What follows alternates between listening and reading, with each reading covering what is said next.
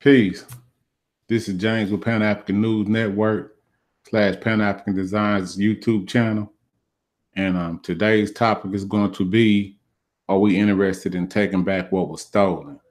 Um, this will not be lengthy, so I'm trying to keep everything short. But I wanted to talk about historically, as well as what's going on now. Now, what I'm definitely wanting to exclude is those that's not aware of what we have going on historically. So those people won't be actually the people that I'm referring to. But what I'm talking about is those of us that are aware, are we champion or pushing hard enough to try to get the wrongs of our history corrected on a global scale. Um, so I have a couple of topics or couple of areas that I look at and with a third eye vision, so to speak, meaning that being as though when you become aware of what was stolen or what your history is, you see things that is being used by others to actually benefit their particular cause or their particular people, with excluding us and the history that was actually stolen from us. So when you see that, it's frustrating. It's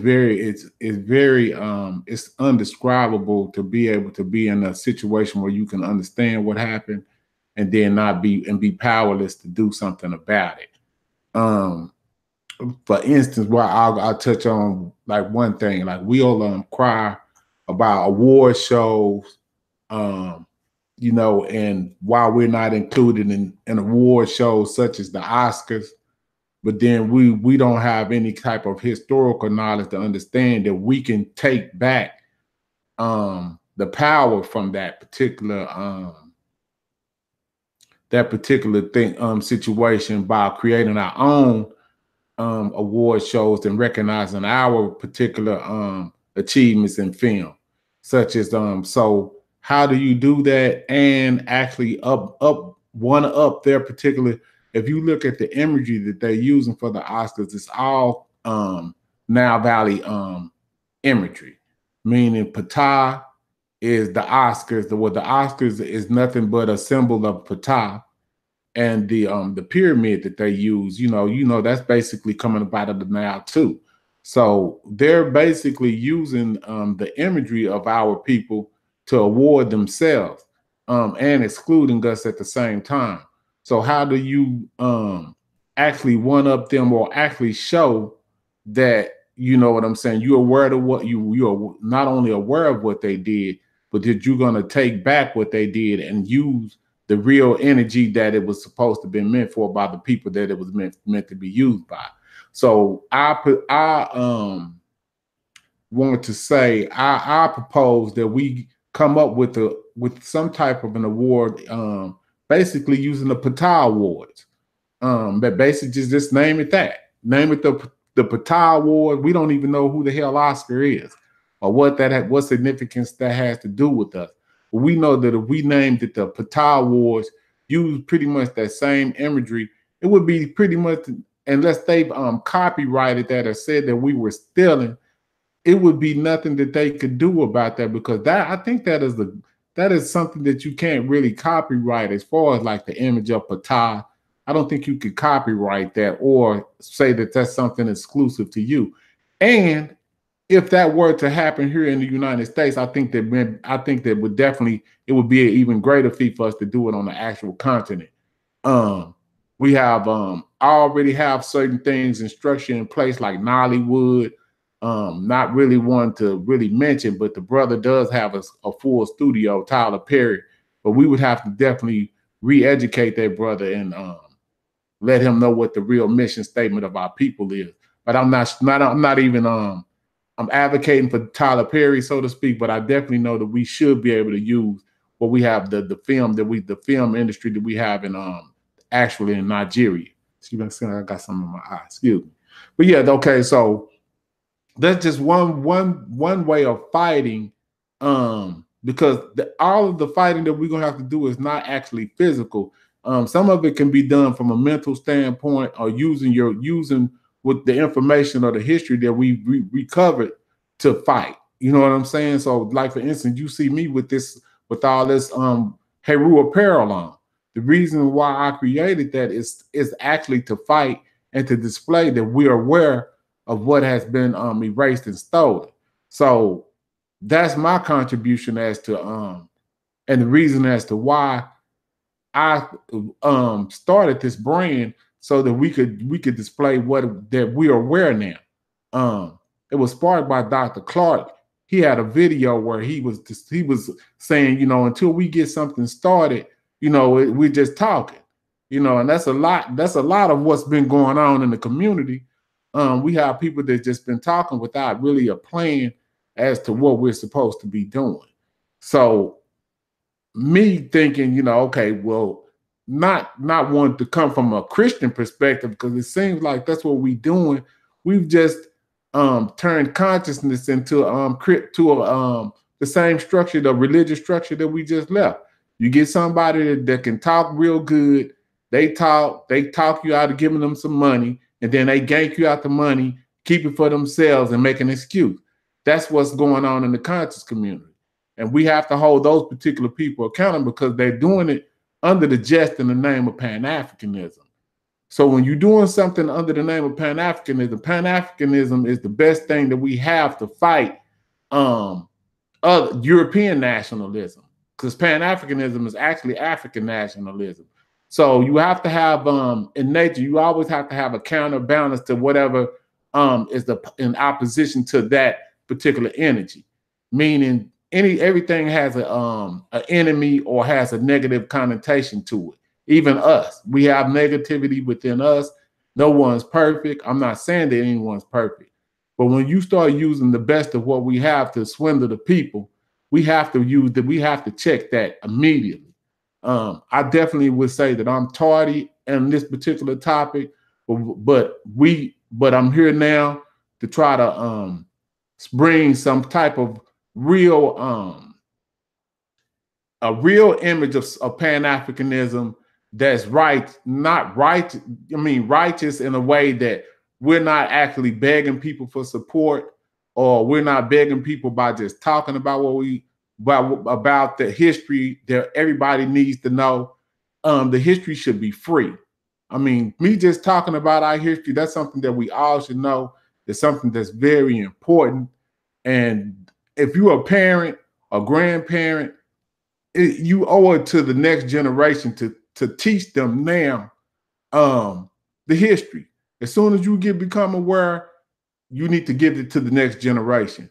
And if you're not aware of the history of our people, then you need to be made aware. That needs to be your number one focus. Not video games, not football, basketball, love and hip hop. And I know we all have time to do that, but the number one focus once you become aware is waking up or becoming unified with your people.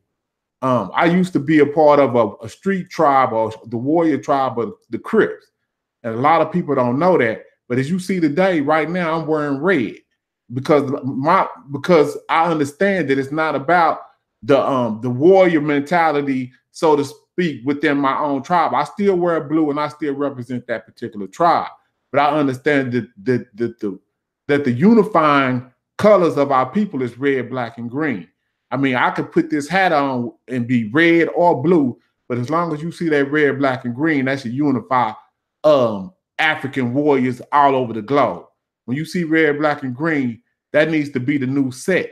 That's what we need to make red, black, and green our new set, which we can still represent our street tribes, which is what we did when we were younger or something of that sort. But then when you become into like the real tribe, once you become the real a man or the next phase of being a warrior, you have to become a Pan-Africanist. And that encompasses being historically aware, being aware of the Pan-African history, because again, I say that's the best history that we have that has really unified and freed us after both colonialism and our enslavement here in the diaspora. Now, I have a couple of things I want to read off. I've touched on, kind of like taking back stuff that's from the awards aspect of, like, you know, us crying about the Grammys or the Oscars, when we're the creators of music, we're the creators of art. I mean, we should be able to use the history that we have to see what they've taken and then reduplicate it or reinstate the original, and letting them know that, hey, we're aware of what's going on. And, you know, that's how you do stuff. You don't necessarily, you know, that's going to cause a fight probably in the end game of it. But at least the first thing, you know, when somebody come in your house and steal something, is you let them know that you are aware. Hey, I know you came in there and stole that $20. You know what I'm saying? I see you. And that's what we have to be on as Africans. That's the importance of it. We should not be waiting till like 37 years old, like me, to find out my history, to be able to even understand what fight I'm supposed to be in. This fight is not even just a physical fight. It's a mental fight as well. And if you're not going to be in the physical fight, you at least need to be in the mental fight. And that's where I'm at with it. But let me read like some of the stuff that I see that we doing, even from an online perspective. Okay, this YouTube popped up. They got monetization dollars. People have went crazy. They've lost their morality and lost the real focus of the agenda of Pan-Africanism, at least from American perspective. And I'm not talking about Pan-Africanism on a global scale, because on the continent, we got some brothers that's getting busy, like Julius Malema of the EFF, the Economic Freedom Fighters of South Africa. We got Paul Lumumba from Kenya. I mean, they banning him in certain countries off in the actual continent.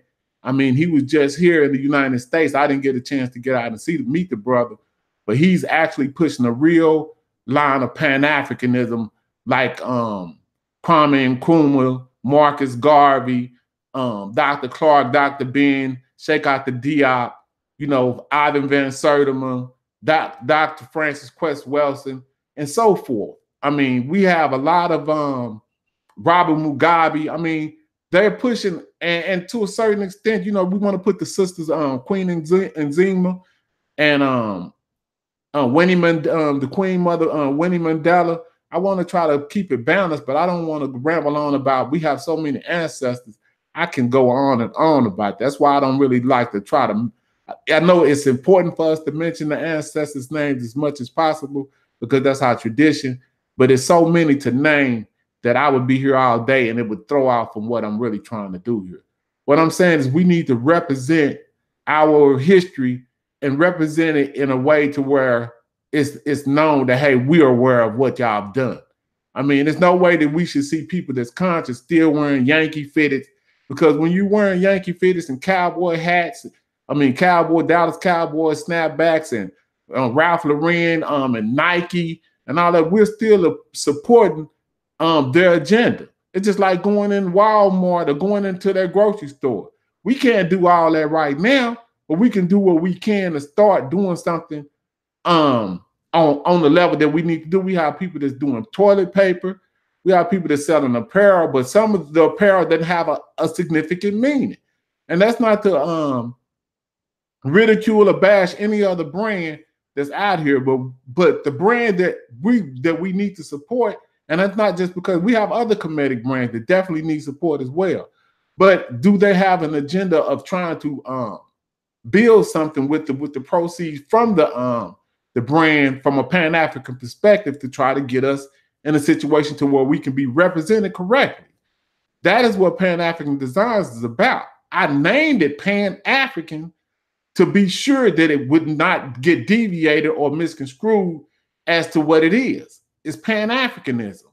We're trying to use proceeds from this to at least take over the corner store market and represent it with red, black, and green on the corner store in our neighborhood, so that it could be said, hey, those people that's Pan-African, they started off with seed money from apparel. They started off with seed money from apparel, started a franchise of grocery stores, which morphed into a franchise of laundromats, which with all of those proceeds is like a snowball that goes into what another agenda that we need to take over is the hair care market. So we're going to use this apparel to catapult us into other areas of need that we need without, asking for donations. So what I'm saying is, this is not about you giving me a donation. I don't want a donation. I'm in a wheelchair. And to show you that I'm in a wheelchair, I'm going to back up so y'all can see. This is a wheelchair that I'm in. I got shot in 2000. I was just like everybody else. I was able I was an able-bodied person just like everybody else, and I was historically illiterate like everybody else. So I don't necessarily trip on my condition, but what I do know is that time is of the essence. So for me, I don't have much time to be lollygagging, playing around, debating about the chronology of African history when we know history, the only history that we're fighting about is what's written. You never see none of us arguing about what wasn't written. So the Moorish history is something that was written. The Hebrews history is something that was written. The Christian history is something that was written. And the Islamic history is something that was written.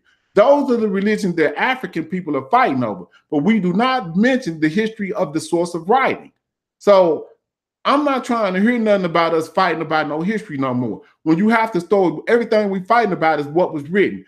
Find out the source of writing first, and then we can move forward. We have to use chronology.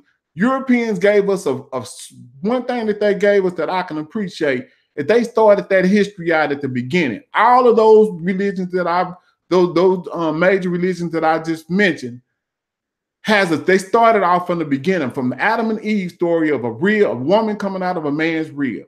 That is the source of all of those particular doctrines.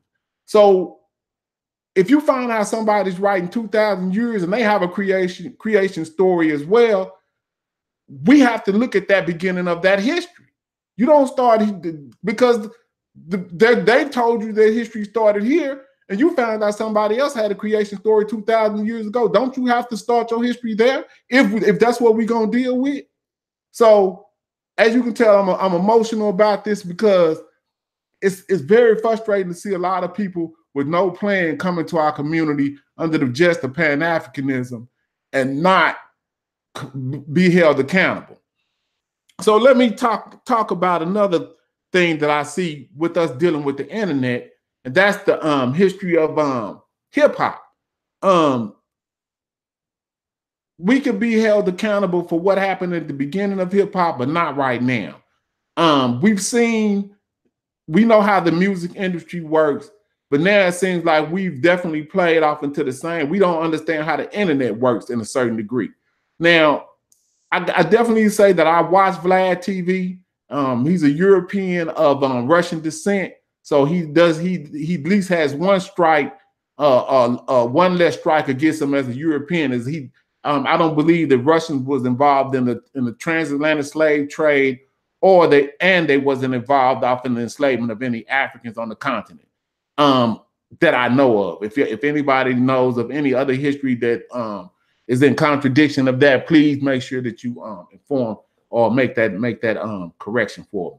But so this European guy, I think he really has a really affectionate love and appreciation for hip hop or African culture.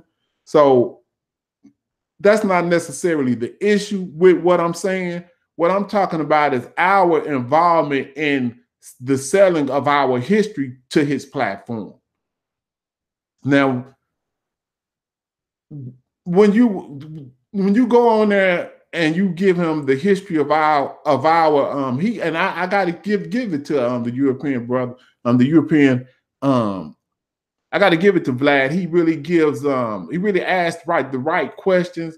He really goes back and gets real hip hop from the beginning. I mean, he knows who to go get and he knows what questions to ask. And I mean, he really gives really good interviews. But I don't understand, how do we not know, or how come we can't understand that we're selling hip hop history right there? Because those interviews, some of those interviews he has going to be in his archives forever. And that's going to generate income for him forever, or his offspring, or his family. That is us documenting our history on a European platform. And we have a lot of brothers that's conscious that's going over there like Lord Jamar, which I got love and respect for that brother.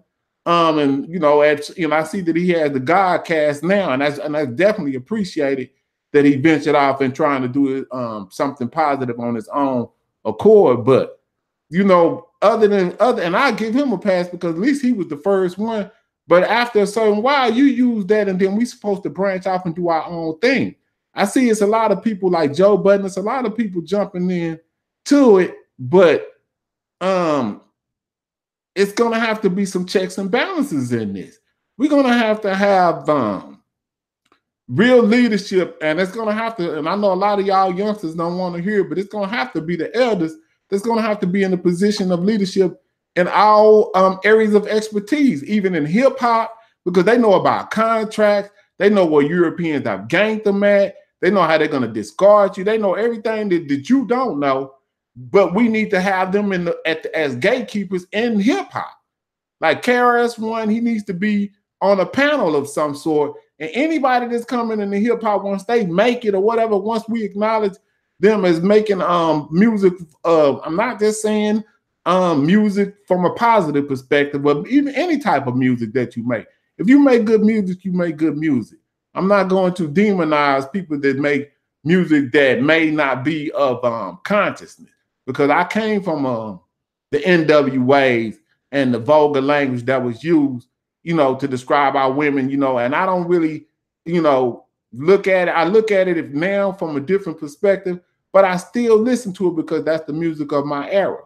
So it's kind of contradictory to say, but that's how I know that we can't ridicule the youth for what they dealing with now. When they talk about pills and stuff, we don't understand that because we was dealing with crack. But you can look back in our era, and all you would hear about is crack this and crack that, and that's what we were selling. So I don't know if kids is popping pills like this, but we need to be able to identify, listen to it, and be able to try to teach our kids based on what was done to us from the crack era, that hey, this ain't nothing but another form of attack, and we need to some kind of way educate our people that that's something that we don't do. Now, if Europeans want to do it, if non-Africans want to do it, then that's up to them. But we have to be able to identify stuff that's not good for our people and just say, hey, this is what we not going to do. You know, we have to be able to set an African agenda here in America. And that's another thing, another topic that I'm going to talk about in another show. So with that being said, let me read a couple of the, some of the things that I wanted to talk about as far as discussing the history of our and combating the imagery that's going on. Like we got in Africa, we got Nollywood. We got in America, we have Tyler Perry. He has a studio here, which I'm not advocating to use Tyler Perry's studio, or without definitely without trying to gain a better understanding of where he is with the homosexual agenda, or interracial agenda as well. I mean, we have to be able to be open about what it is that we are, what it is that we stand for, what it is our ideologies, independent of the homosexual agenda. They can say what they want to say openly, as if the homosexuals or the majority population of the world. Most people got here through heterosexual sex. So if we can't speak up for our way that we think that the way this world is supposed to be, then freedom of speech is lost. So we have to be able to tell them if we don't agree with interracial dating or homosexuality as Pan-Africans or as African people, we definitely need to be able to voice our opinions on a public scale without being ridiculed. That's a lot of the things that European nationalists have in common with African nationalism is those two things. The disagreement that homosexuality is something that should be pushed. Also, the disagreement that interracial dating is something that should be pushed. I mean, those are things that Donald Trump advocates, as well as abortion. Those are just three things that Pan-Africans or African nationalists would be in agreement with European nationalists, or with the Donald Trump, or what's the new new uprising of the European nationalist movement that's going on, not only here in America, but it's on a global scale. And I think our people are not understanding like what Brexit is, or what's going on the actual continent, or actual what's going on in Europe right now. It's a massive movement of European nationalism, and they're really pretty much getting ready for war. I also wanted to talk about us being aware and watching what's going on and being able to accurately inform our people. We have some news correspondents of African descent that's, you know, they're trying to do their best to, and some people have deviated, seem to deviate and get off into personal agendas, but you have to tell the truth if you're going to be a part of media in the Pan-African or African movement. I mean, we need, I mean, I like Dr. Marumba, the Wake Up Africa show. I like her show. We're not going to all disagree. We're not going to all agree on all things. Field advised, we definitely need to maybe eradicate. We're not maybe, we're going to have to really eradicate him from the scene if he's not going to be transparent in some of the untruth that he's been caught up in, as far as like with the interracial situation that he had, where he was supposedly talking about interracial dating, but at the same time he was he's actually married to a Hispanic woman. I mean, we got just so much disappointment from the people that we put in front of these cameras, and which makes me reluctant to even get in front of the camera, because I have a past. I was, like I said, I was in the streets. But once you know better, you're supposed to change. And I definitely can say that I've changed from who I once was. I've actually transformed myself into something I would like to say of benefit to our people. So with that said, man, let me go ahead and end this video. I don't want to make this long, but like I said, my contribution to our resurgence as African people is to try to be able to proudly display that we are aware of what they stole. I mean, I was so frustrated at seeing, learning, when I learned this history, that this is my response to it. And it's just like up in your face, you know, we know what y'all stole, and we're going to put this in your face, and we finna quit supporting, you know, the Yankees hats. We finna quit support everything that we can do apparel-wise. We need to throw that, not to say, I'm not saying throw it away, but we need to replace it as much as, like what I did. I used to have Ralph Lauren stuff, but as soon as I got this, and you can see this is in the same fashion as the Ralph Lauren brand. I did that purposely so we wouldn't have an excuse as to why we are discarding those particular brands. They don't support us. They're not going to put the financial backing and dollar that I would put into our community on a global scale. They're not going to do what I'm going to do. So Nike's not going to do it. Adidas not going to do it. Champion not going to do it. Azar's not going to do it. Ralph Lauren not going to do it. Gucci, Louis Vuitton, they're going to look out, employ, and support their communities. And that's what I want to do for us. So with that said, let me go up and end this video, and I may come back later on with another video. It's still kind of early here in Central Time in America. So hope y'all enjoyed it. Hope I didn't ramble on too long. Peace and Black power to everybody in the diaspora and around the world.